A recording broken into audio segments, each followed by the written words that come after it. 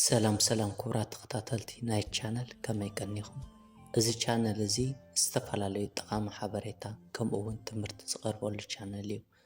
ኣብዚ ቻነል ኣቐዲምኩም ሳብስክራይብ ዝገበርኩም ቴንኪው የቐኒየለይ ካብ ልቢ እንዳመስገንኩ ንቻነል ሓድሽቲ ዝኾንኩም ድማ ሳብስክራይብ ከምኡውን ኣብዚ ቻነል እዚ ዘቕርቦም ሓሳባትን ዝሰርሖም ቪድዮታትን ናብ ካልኦት በቐሊሉ ምእንቲ ክበፅሑ ሼር ላይክን ብምግባር ከተተባብዑንን ክትሕግዙንን ኣምሕፀን እምበኣርከስ ክቡራት ተኸታተልተይ ንሎሚ ድማ ሓደ ኣዝዩ ጠቃምን ኣገዳስን ዝኾነ ትምህርቲ እየ ሒዘልኩም መፅየ ዘለኹ።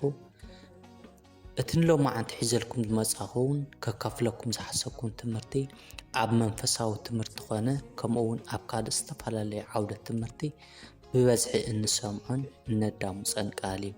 እዚ ቃል እዚ ድማ እምነት ዝብል እዩ። እምነት ከም ትፈትውዎ ብዙሕ ቁም ነገርን ትምህርትን ከም ትረኽብሉ ከምኡውን ብዙሕ ፍልጠት ከም ትጭብጥሉ እርግፀኛ እየ። ካባኹም ዝድለን ትፅቢት ዝግበርን ክሳብ መወዳእታ ሓቢርኩም ንምፅናሕን ብፅሞና ምክትታልን እዩ። እምበኣርክስ ክቡራት ተኸታተልተይ ቅድሚ ናብ ዝርዝር ጉዳይ ምእታወይ ኣብዚ ክለዓሉ ዝግብኦም ክልተ ኣዝዮም ወሰንትን ኣገደስትን ሕቶታት ኣለዉ። ንሳቶም እውን እቲ ናይ መጀመርያ እምነት እንታይ ማለት እዩ ዝብል ክኸውን እንከሎ እቲ ካልኣይ ሕቶ ድማ ኣብ ሓደ ነገር ማለት እውን ኣብ ባዕልና ኣብ ገዛ ርእስና ኣብ ኣምላኽ ከምኡውን ኣብ ዝተፈላለዩ ነገራት ዘለና እምነት ብኸመይ ነዕብዮን ነማዕብሎን ዝብሉ ነገራት ሓቢርና ክንርኢ ኢና። እቲ ናይ መጀመርያ ሕቶ እምነት እንታይ ማለት እዩ ዝብል እዩ። እምነት ማለት ሓደ ነገር ከም ንረኽቦ ከም ንበፅሖ ከም ንዕውቶ ወይ እውን ከም ነሳልጦ ብሙሉእ ልብናን ቀልብናን ኣብቲ ነገር ወይ እውን ኣብቲ ጉዳይ ተስፋ ክንገብር እምነት ከንሕድር ክንኣምን ከለና እምነት ተባሂሉ ይፅዋዕ። እቲ እምነት ዓይነቱን መጠኑን ካብ ሰብ ናብ ሰብ ክፈላለ ይኽእል እዩ። ንኣብነት ኣብ ገዛ ርእስና ዘለና እምነት ምስ ሰባት ኣብ ዝህልወና ርክብ ዘለና እምነት ከምኡውን ምስ ኣምላኽ ዘለና እምነት ወዘተ እንዳበልና ብዙሕ ክንገልጽ ንኽእል ኢና። ንኣብነት እዚ ብዓይኒ ዝረአን ዝድህሰስን ገዚፍ ዓለምን እቲ ብዓይኒ ዘይረአን ብኢድ ዘይድህሰስን ረቂቕ ዓለምን መጋቢ ፈጣሪ ገዛኢ ኣለዎ። ንሱ ድማ እግዚኣብሔር እዩ ኢልካ ብፍጹም ልብኻ ምእማን እምነት ይበሃል። እቲ ካልኣይ ምስ ተኣሳሲሩን ተተሓሒዙን ዝቐረብ ድማ እምነት ሰብን እግዚኣብሔርን ዝራኸበሉ ናይ ህይወትን ድሕነትን መንገዲ እያ። ንሳ እውን ቅንዕቲ ጎደና ካብ ጥንቲ ዝፀንሐት ኣብ ዓለም ሓንቲ ዝኾነት ናይ ሰላምን ዕረፍትን መንገዲ እያ። እምነት ሓሳባት ደጋጊምካ ንዓርስኻ ብምዝራብ ወይ ድማ ተደጋጋሚ ዝኾኑ ትእዛዛት ናብ ሕቡእ ሕልናና ብምልኣኽን ብምትሕልላፍን ዝመፅእ ወይ እውን ዝፍጠር ናይ ኣእምሮ ስእሊ እዩ። ኣብ ህይወትና ዝደለናዮ ዝተመነናየን ዝሓተትናየን ነገር ከም ንረኽቦ ንሕቡእ ሕልናና ብምእማን ሕቡእ ሕልናና ድማ እዚ ምእማን እዚ ተቐቢሉ ዝደለናዮ ነገር ንምሃብ ብእምነት ቀፂሉ እውን ብቁሳውን ነገራውን መልክዕ ይምልሰልናን ተግባራዊ ይገብረልናን። እምነት ብፍቓድናን ብድሌትናን ከነዕብዮን ከነማዕብሎን እንኽእል ናይ ኣእምሮ ስእሊ እዩ። ሓደ ካብቲ ኣብ ውሽጥና ዘሎ እምነት ከነዕብየሉን ከነማዕብሎልን እንኽእል ነገር እምበኣር ዝተፈላለዩ ሓሳባትን ትእዛዛትን ወይ እውን ኣብ ህይወትና ብተግባር ተገሊፆም ክንሪኦም እንደልዮምን እንምነዮምን ኩሎም ነገራት ንባዕልኻ ደጋጊምካን መላሊስካን ብምንጋር ናይ እምነት ስምዒትናን ደረጃናን ብፍቓድናን ብድሌትናን ከነዕብየሉን ከነማዕብሎልን እንኽእል መንገዲ እዩ። ዝኾነ ናይ ሓሳብ ፅልዋ ብዙሕ ግዜ ተደጋጊሙ ናብ ሕቡእ ሕሊናና ወይ ድማ ሳብ ኮንሽስ ማይንድና እንትሓልፍ ኣብ መወዳእታ እዚ ሓሳብ እዚ ናብ ኣካላዊ ወይ ድማ ነገራዊ ነገር ይቕየርን ኣብ ህይወትና ድማ ተግባራዊ ኮይኑ نريئن نعزبن كل ግዜ بسمعت ዝተደገፉ ወይ ድማ ምስ እምነት ዝተሓዋወሱ ኩሎም ሓሳባት ብቐጥታ ኾነ ብተዘዋዋሪ ናብ ኣካላዊ ተመጣጣኒ ይቕየሩን ወይ ድማ ተግባራዊ ይኾኑ። ስምዒትና ናይ ሓሳብና ስእላዊ ክፍሊ ኮይኑ ንሓሳባትና ጉልበት ህይወትን ተግባርን ዝህቡ ዋና ነገራት እዮም።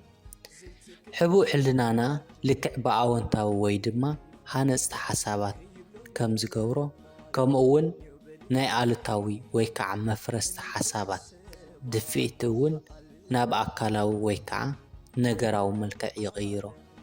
እዚ ብዙሓት ሰባት ዝገጥሞም ክፉዕ ዕድል ዝበሃል ዘይተፈልጠ ክስተት እዩ። ምቁፅፃር ዘይክእልዎ ዝኣምንዎ ዘይፍለጥ ሓይሊ ንድኽነት ወይ ድማ ንውድቀት ከም ዝፈጥሮም ዝኣምኑ ብዙሓት ሰባት ኣለዉ። ናይ ባዕሎም ክፉዕ ዕድል ባዕሎም ፈጠርቲ እዮም። ምክንያቱ እዚ ዓይነት ኣልታዊ እምነት ናብ ሕቡእ ሕልናና ተወሲዱ ናብ ኣካላዊ ወይ ከዓ ናብ ነገራዊ መልክዕ ክቕየር ይኽእል እዩ።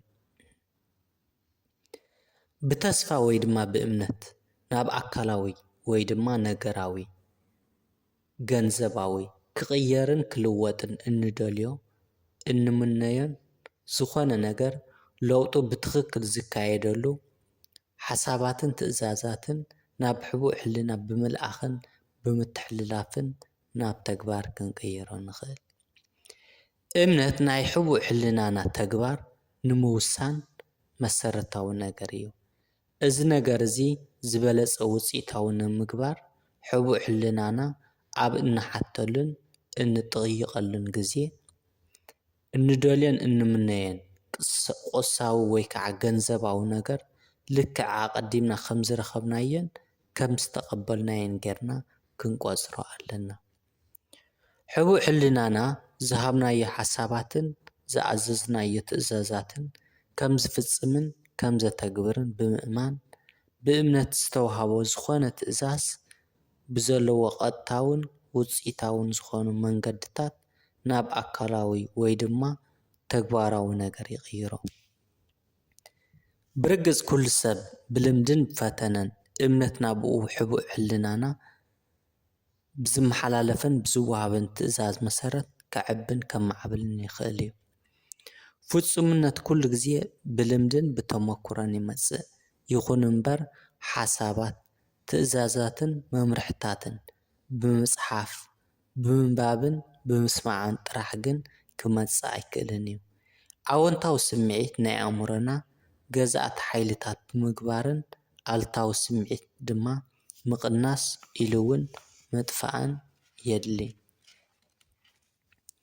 ብኣወንታዊ ሓሳባትን ኣወንታዊ ስምዒታትን ዝምራሕ ኣእምሮ እምነት ንዝተባህለ ናይ ኣእምሮ ስእሊ ምቹው መንበርን መዕረፍን ቦታ ይኸውን። ካብ ቀደም ጥንቲ ጀሚሩ ብዙሓት ናይ ሃይማኖት ኣቦታት ሰባት እምነት ክህልዎም ብዙሕ ግዜን ብብዙሕ መንገድን ፅዒሮም እዮም። እንተኾነ ግን ሰባት እምነት ብኸመይ ክህልዎም ከም ዝኽእልን ከማዕብሉን ከዕብዩን ከም ዝግብኦምን ብዙሕ ኣይተገልፀን። ኣብዚ እምበር ሓደ ካብቲ እምነት ክዓብየሉን ክሰርፀሉን ዝኽእል መንገዲ ዓርሰ ዝርርብ ወይ ከዓ ምስ ዓርስኻ ብምዝራብ እዩ። እምነት ብሳይንሳዊ ሕግጋት ክግለፁ ዘይክእሉ ናይ ኩሎም ተኣምራትን ምስጢራትን መሰረት እዩ። ካብዚ ብተወሳኺ እውን እቲ ናይ እንኮ ናይ ውድቀት ስዕረትን ፍሽለትን መፍትሒ እዩ። እምነት ኣብ ናይ ሰብ ኣእምሮ ዝተፈጠረ ተራ ሓሳብ ወይ ድማ ሞገድ ናብ መንፈሳዊ ዝኾነ ነገር ዝቕይር ወይ ከዓ ዝልውጥ መሳርሒ እዩ። ናይ ግሊ ኣስተያየት ወይ ከዓ ዓርሰ ዝርርብ ሕጊ እውን ከምኡ ንዕኡ ብእንርዳእሉን እንትግብረሉን መጠን ናብ ዓወት፣ ሰላም፣ ዕቤት ወይ ድማ መከራ፣ ውድቀትን ፍሽለትን ቁልቁለት ይመርሐና። እንተኣላዓይልናዮምን ናብ ተግባር እንተለዊጥናዮምን ንምርካቦም ፍጹም ትፅቢት ካብ ዝገበርናሉን ላዕሊ ዘውፅኡና ብተፈጥሮና ኣብ ሓደ ኣካል ውሽጢ ዝኾነ ውህብቶ ተኸዚኑ ይርከብ። ልክዕ ከም ሓደ ፍሉጥ ሙዚቀኛ ካብ ናይ ቫዮሊን ክርታት ብጣዕሚ ቆንጆ ናይ ሙዚቃ ዝፈሱ ከምኡ እውን ኣብ ውሽጥና ዝርከብ ተውህቦ ከነበራብሮን ከነሳኽዖን ናብ ዝደለናዮ ዝኾነ ዕላማን ከም ዝወፅእ ክንገብሮ ንኽእል ኢና። እምበኣር ከስ ክቡራት ተኸታተልተይ ንሎማዓንቲ ሒዘልኩም ዝመጻኹ እዚ ክትሰማዕኹሞን ክትከታተለዎ ዝጸናሕኩምን ይመስል ነይሩ። ብዙሕ ቁም ነገር ሓበሬታን ትምህርትን ረኺብኩምሉ ከምኡ እውን ቅድሚ ሕጂ ኣብ እምነት ካብ ዝነበርኩም ርድኢት እውን ተወሳኺ ነገር ጨቢጥኩምሉ ክትኮኑ ተስፋ ይገብር። ክሳብ መወዳእታ ሓቢርኩም ስለ ዝጸናሕኩምን ጽን ኢልኩም ስለ ዝተኸታተልኩምንን ካብ ልቢ እየ ዘመስግን። ንእትህቡና ሃናፂ ሓሳብን ርእቶን ከምኡ እውን ንእትገብሩለይ ሓገዝን ምትብባዕን ካብ ልቢ እንዳመስገንኩ ዘለኩም ሓሳብን ርእቶን ኣብ ኮሜንት ጻሓፉለይ። ኣብ ዝቕጽል መደበይ ካልእ ኣርእስቲ ሒዘልኩም ክመጽእ ክሳብ ሽዑ ግን ደሓን ኩኑ።